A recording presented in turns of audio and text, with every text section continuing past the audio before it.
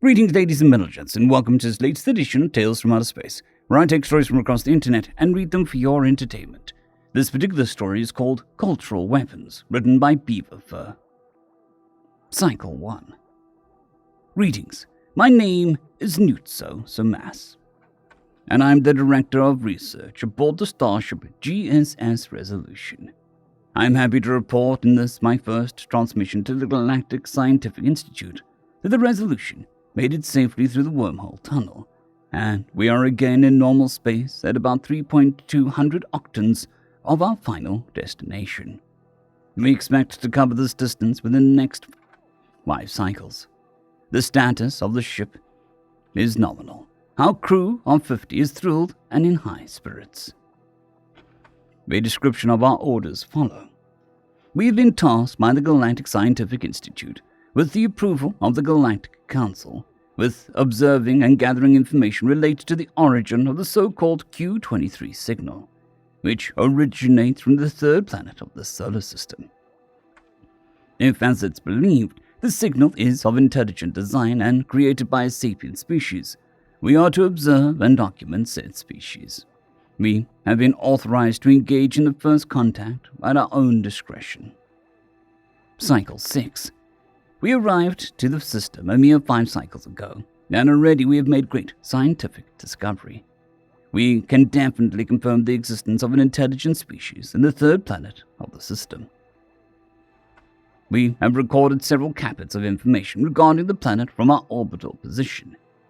There are signs of deep environmental modification, use of artificial light, and large expanses of the planets are covered in structures of clear, intelligent design. And if that wasn't enough, the electromagnetic spectrum around the planet is also packed with structured transmissions.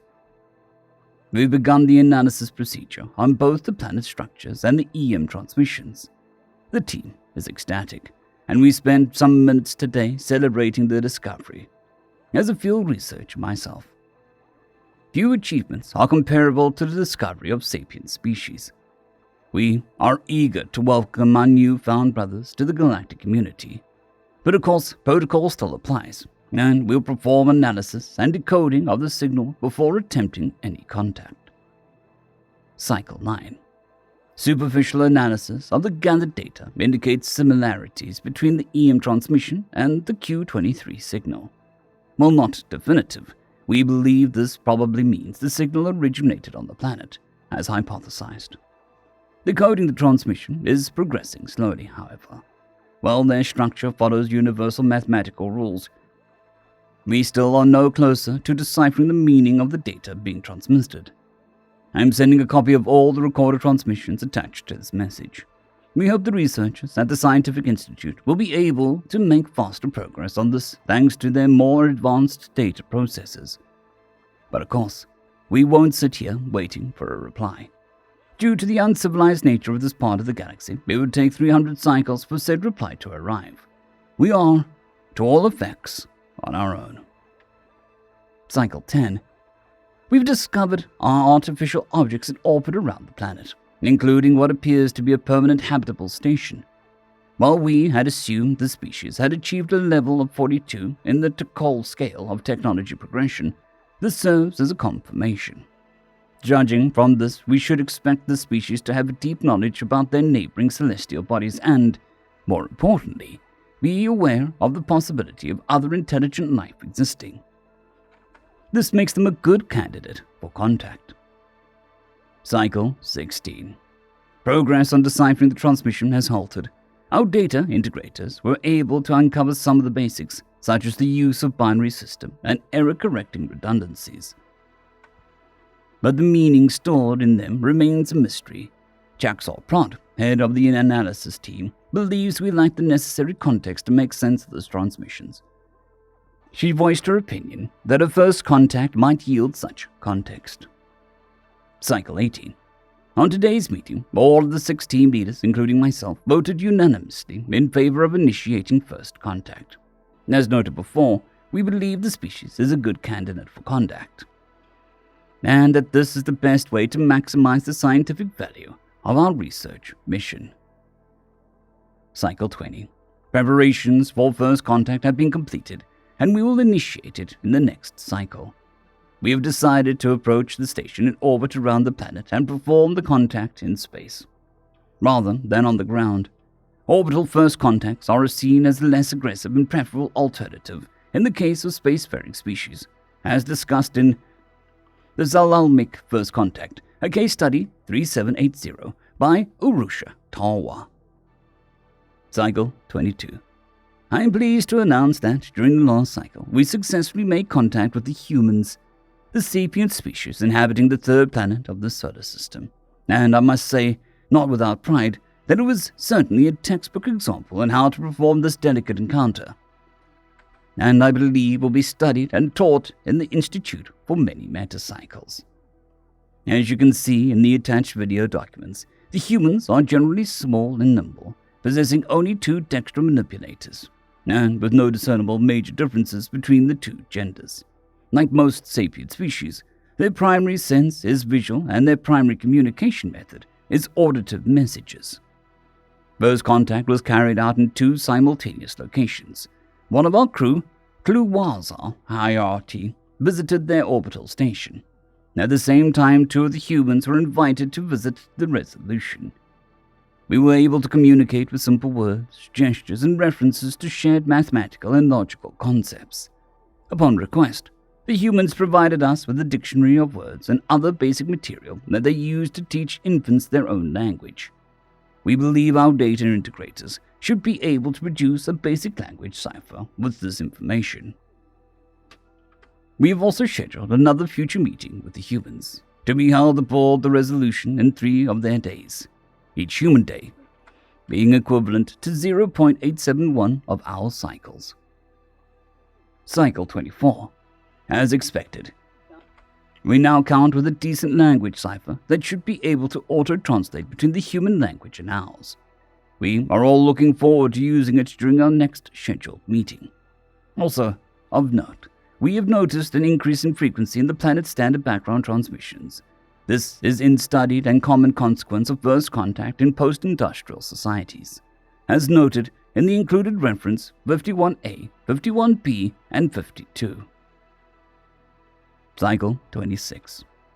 Our second meeting with the humans was as smooth as the first. The language cipher performance was good, though not without flaws.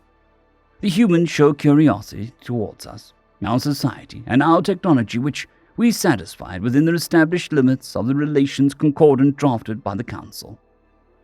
In reciprocity, the humans provided us with what they termed an encyclopedia, a comprehensive collection of documents summarizing most of their scientific knowledge, historical records, and so on. I'm attaching a copy in this message, filed under Wikipedia. The label is of human origin. I noticed that Kluazar seems to have developed a good rapport with the human species. And upon questioning, he reported being saddened at the perspective of not meeting them for the next 15 cycles. I reiterated that this is a necessary time for both parties to research the materials we provided to each other. He understood. Cycle 58. Automated analysis of the encyclopedia has provided us with enough context data as to make a tool to decipher both the original Q-23 signal and the myriad transmissions being sent through the planet's atmosphere. This is, of course, too much information for a single research ship. So we are using the heuristic integrator to decide which transmissions to decode and which to ignore. We expect to get a varied collection of translated samples of different kinds of data. I'm including the deciphering tool in this message. Hopefully, you'll be able to learn much more about the humans once you put the entire Institute language core to the work on it. Cycle 31. There must be some error in the heuristic integrator. A large part of the deciphered data are indeed human historical records or scientific information, but most of what we get doesn't seem to fit into those categories. For instance, I recently found one whole kaput filled with what the integrator termed music. As far as I can tell, it consists of merely semi-random and repetitive sound patterns, with arbitrary human words overlaid on top. Possible data corruption. I'm sending a sample attached to this message. Cycle 23. It seems that either the data corruption is larger and deeper than I thought, or we are missing a vital clue. We have discovered large amounts of transmissions consistent on humans doing random and purposeless activities, such as throwing spherical objects at each other, or moving with no direction and goal. We plan to inquire about this during our next scheduled meeting with the humans. Cycle 36. I've noticed a marked decrease in performance of the crew over the last 7 cycles. This has been confirmed by the other team leads. It seems our teams are taking longer to complete their tasks, and the quality of their work has decreased. We believe it could be related to the isolation of being in a spaceship for a long periods of time in an uncivilized region. But upon questioning the crew, we discarded the idea. Every member of the crew we talked to was still enthusiastic about the mission and their role in the project, and denied having low performance. We will keep working on this issue if peak performance keeps dropping. Cycle 38. I now firmly believe that we've made a fundamental mistake regarding humans. In fact, I now doubt that they are a sapient species to begin with. During our last meeting, we inquired about our problems finding meaningful sense out of the large parts of data collections, and showed them some examples. Rather than seeing the problem, they expressed surprise at us not being able to find meaning in these clearly random pieces of video and audio material.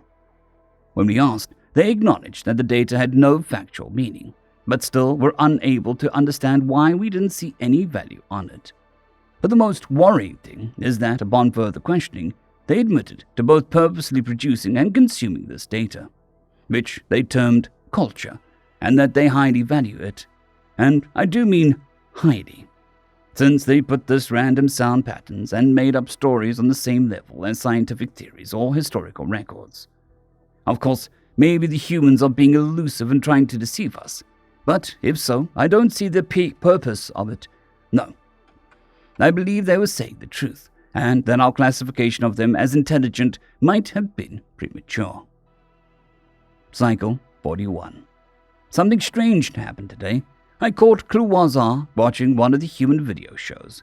We argued over the convenience of watching that kind of content, given that he still had many uncompleted tasks to work on, and that his current performance is at 60% of the nominal one. Eventually, he went back to work, but only after severely reprimanded him. The thing that worries me, though, is that after he left, I analyzed his computer's activity. He played the same piece of video content over 15 times in the last 2 cycles. Cycle 43. I talked to Kuruv today. She proposed an interesting theory to explain the presence and nature of human culture.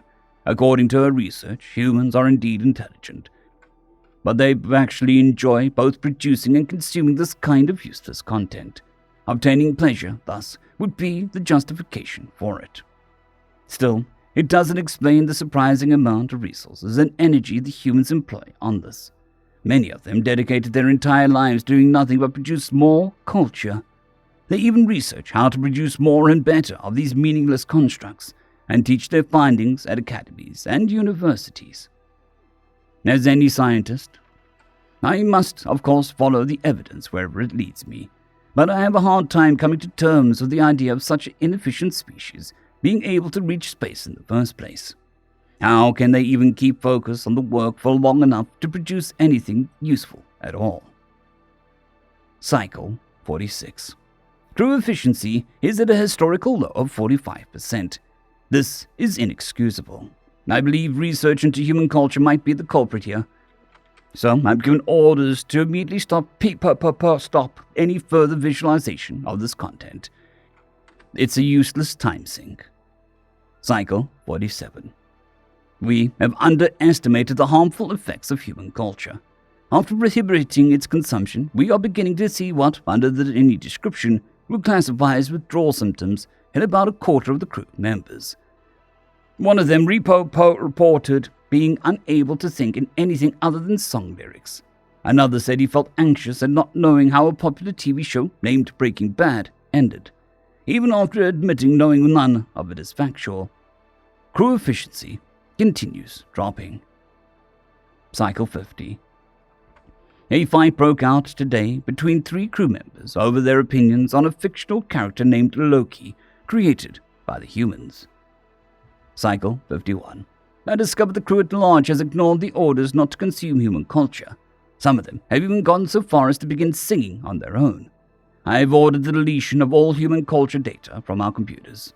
This order has encountered fierce opposition, and I worry some of our teams might be tempted to preserve copies of their own. Cycle 53. Queerrev has refined a theory to take into account the reaction that we have been observing in our own crew.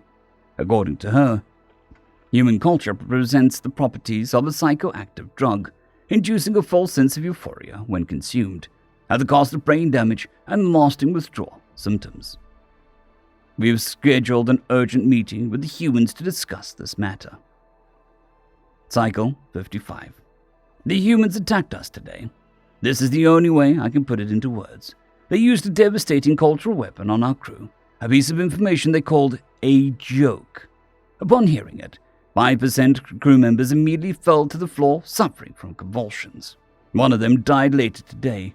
The 4 others survived, but 2 are still in catatonic state. I am not attaching the recording of this meeting for safety reasons. Cycle 58. I have sad news to report. 6 more members of our crew have fallen victim to the joke. Unbelievably, the survivors from the last time felt compelled to tell the joke to other people.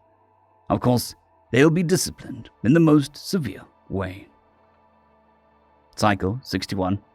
More fights, more deaths. They won't tell me the joke. I won't let them. No Cycle 63. It's a virus.